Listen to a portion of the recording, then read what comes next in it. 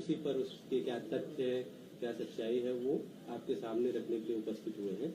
हम एक एक कर आपके सवाल लेंगे और आपके सवालों का जवाब माननीय मंत्री जी देंगे। शिवराज जी, नकली बीजों को लेकर तो विपक्ष भी काफी सवाल कई बार उठाता रहा, लेकिन सबसे बड़ी बात यही है, क्योंकि आप भी इस बात को कहते रहे हैं कि इस पर लगाम लगाने की जरूरत है और आप नया कानून लाएंगे। तो अभी बजट सत्र आ रहा है, इसमें क्या आप नया कानून लेकर आएंगे इसके लिए? आपको ध्यान होगा, बीच में हमने विकसित कृषि संकल्प अभियान भी चलाया था।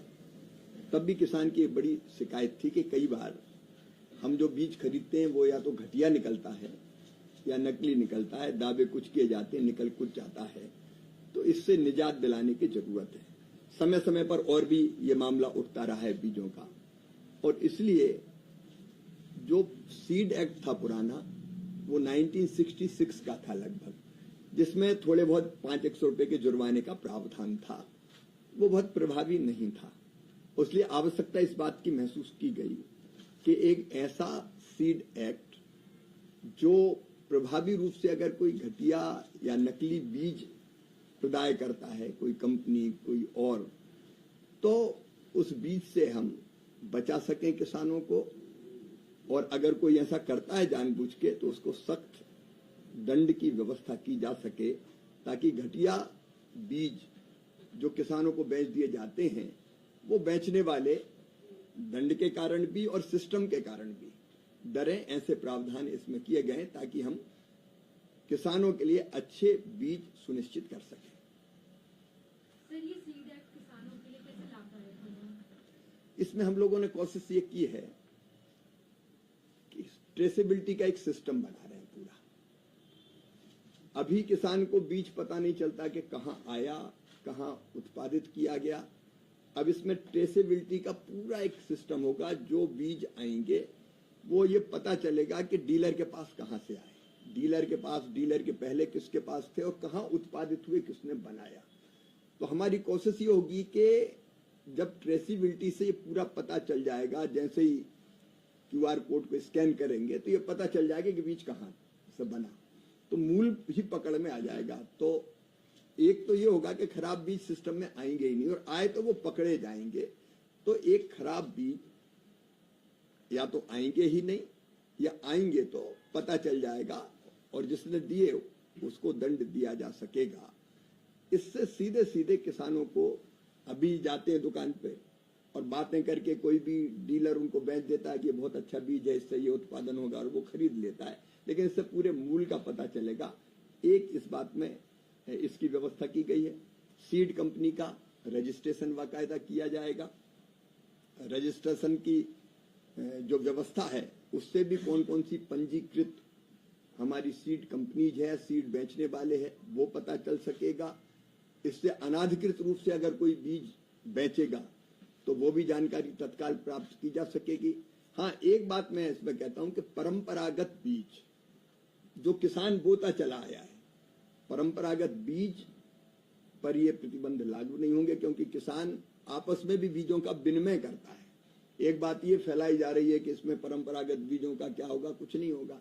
किसान खुद का बीज बो सकता है, किसान दूसरे किसान को बीज दे सकता है, या स्थानीय स्तर पर अगर बीज का, कई बार ये चलता है किसानों में कि बोनी के समय बीज ले लिया, बाद में सवा गुना वापस कर दिया।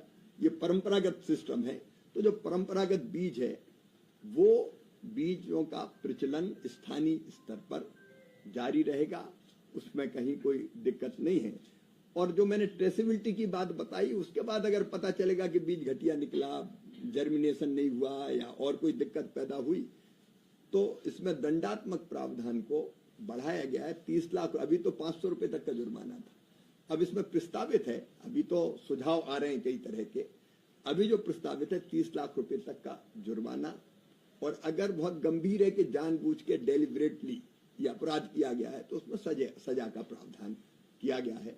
तो मुझे लगता है कि किसानों को कंपनियां, सब कंपनियां खराब नहीं है, मैं ये नहीं कहता, अच्छी कंपनियां अच्छे बीज दे सकेंगी। जो गड़बड़ हैं उनके खिलाफ सख्त कार्रवाई की जा सके। इस तरह की खबरें भी आती हैं कि जो बाहर से बीज आते हैं, विदेशी कंपनियां हैं, उनकी शिकायतें काफी मिल रही हैं। जो हमारी देश की मेक इन इंडिया कंपनियां, वो अच्छे बीजे बना रही हैं, साइंटिस्ट अच्छे बीजे विकसित कर रहे हैं, लेकिन बाहर की कंपनियों पे लगाम लगाने के लिए क्या अलग से इसमें प्रावधान है?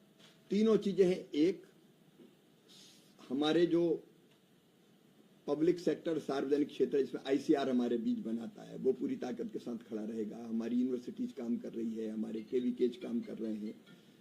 दूसरा, देसी कंपनियां जो बीज बनाती बीज उत्पादित करें, क्योंकि प्राइवेट सेक्टर की भी जरूरत है।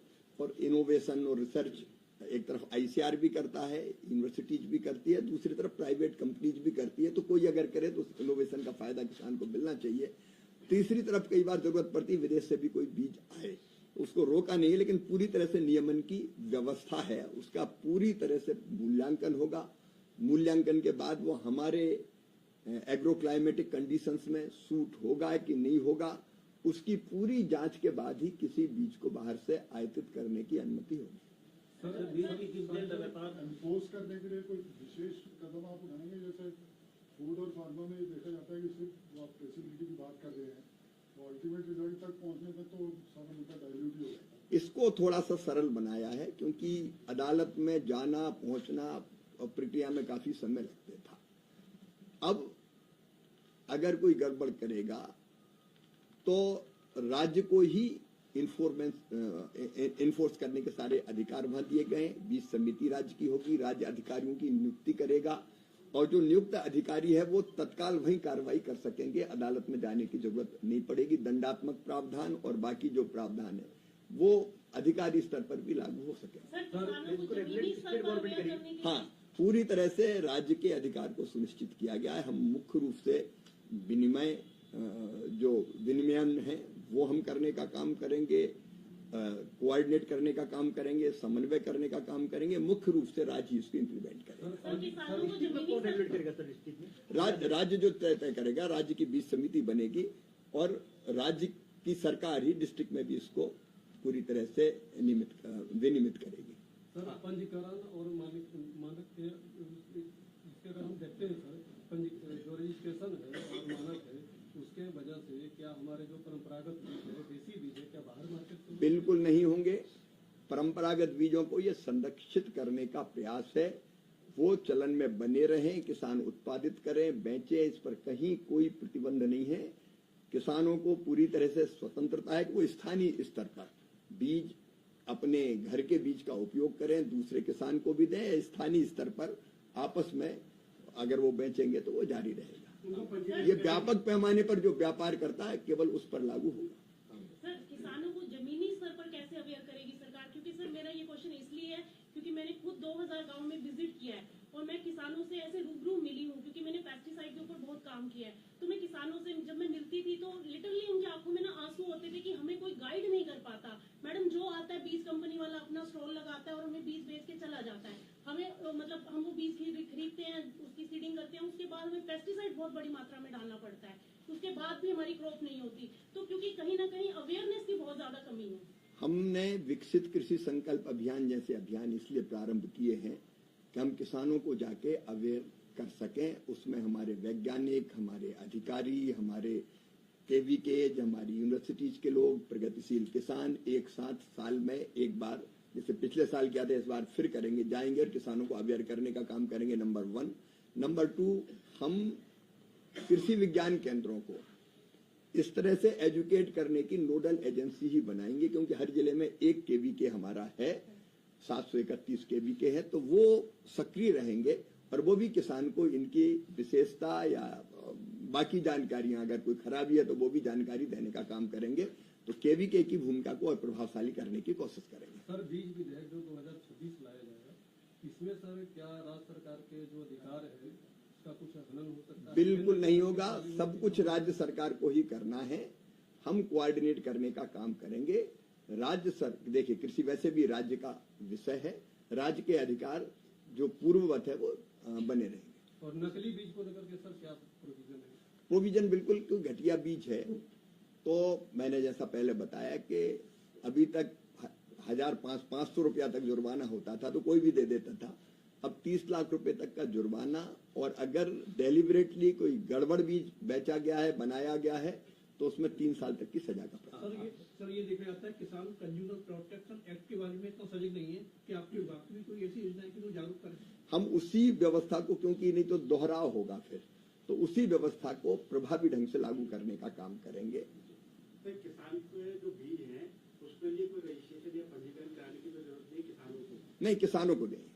किसान जो स्थानीय स्तर पर काम करते हैं उनको कोई रजिस्ट्रेशन कराने की जरूरत नहीं है, कंपनी कराएगी या व्यापक पैमाने पर बीज बेचने वाले जो लोग हैं वो कराएंगे। सर जैसे गांव में जो ये सीड कंपनियां जो बेच रही हैं सीड, अगर इनके सीड नकली निकलते हैं तो क्या कोई लाइसेंस रद्द करने का भी प्रावधान है? नहीं, वो तो दंडात्मक कई प्रावधान है, इसमें लाइसेंस रद्द भी होगा, बाकी कार्रवाई भी होगी, दंडात्मक भी है, और जो मैंने अभी इसके पहले बताया कि फिर सजा तक की व्यवस्था भी।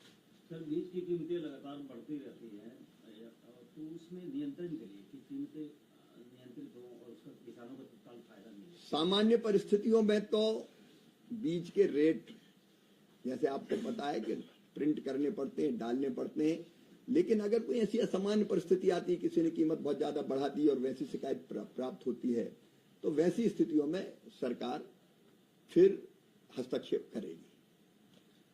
मंत्री जी का जो बीज जो नुकसान होगा किसान का वो भरपाई कौन करेगा? बीज कंपनी करेगी या सरकार? देखिए, उपभोक्ता संरक्षण का जो फोरम है उसी व्यवस्था को हम प्रभावी ढंग से लागू करने का प्रयास करेंगे और बेहतर बनाएंगे। बहुत बहुत धन्यवाद आपको।